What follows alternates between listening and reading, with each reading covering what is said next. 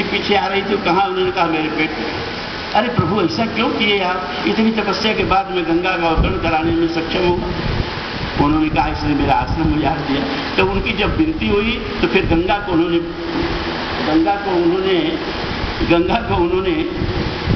बाहर निकाला।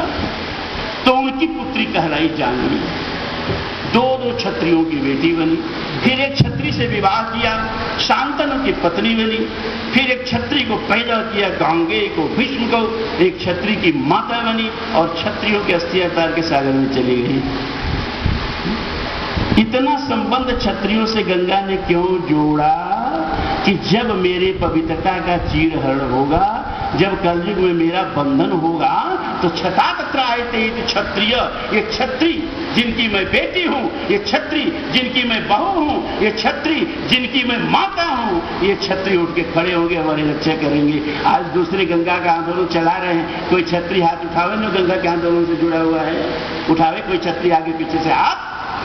आपकी माँ, आपकी बहू, आपकी बेटी, आपका सर्वस्व, आपके बीच में बहने वाली गंगा आपके सामने प्राण छोड़ रही है। आप वार्ड मेंबरी से लेकर सांसदी तक इसके जोड़ गणित में फंसे हुए, यही कर रहे हो। क्षत्रिय सम्मेलनों का उद्देश्य भी इतना ही होता है, इससे ज्यादा नहीं होता है। क्षत्रियों के आध्यात्मिक और अस्मिता को जगाने का कोई भी हमने सम्मेलन आज तक नहीं देखा। कलकत्ता तक मुझे बुलाया गया, एटा, कानपुर और फिरोजाबाद और कहां पूरे भारत में जितना मैं क्षत्रिय सम्मेलन किया हूं, मुख्य वक्ता, मुख्य अतिथि बना हूं, शायद ही कोई नहीं बना।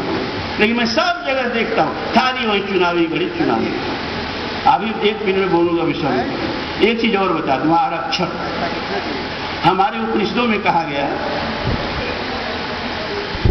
कि ये मनुष्य शरीर जिसलिए मिला है, इस चेद विदित सत्यमस्ती न चेदिहा भेदीन मस्ती विनष्टि।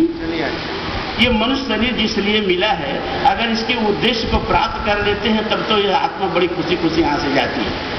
लेकिन अगर हम इसका उद्देश्य नहीं प्राप्त कर लेते हैं, अर्थात अमृतत्व की प्राप्ति नहीं कर पाते हैं, आत्मबोध की प्राप्ति नहीं कर पाते हैं, तो आत्मा को शरीर छोड़ते हुए कैसी पीड़ा होती है।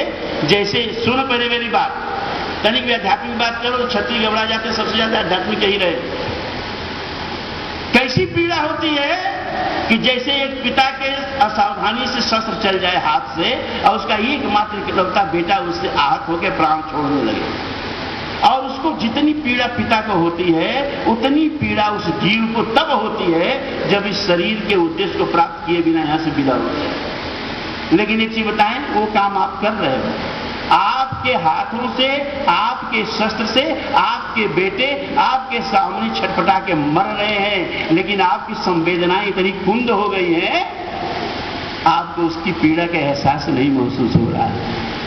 आपके वोट से सरकारें बनती हैं, आपके वोट से